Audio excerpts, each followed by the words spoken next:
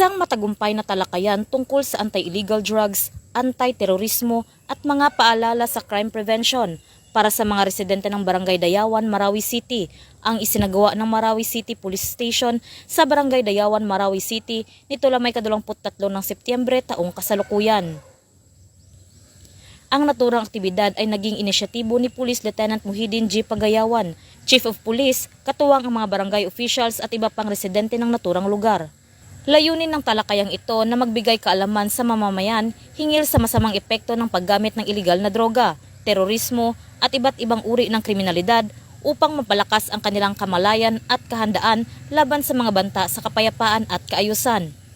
Sa pamamagitan ng pagbibigay ng tamang impormasyon at praktikal na mga paalala, inasahang mahihikayat ang mga komunidad na makiisa sa mga programa ng pamahalaan at ng kapulisan para sa pagpapanatili ng ligtas, mapayapa at maunlad na pamayanan.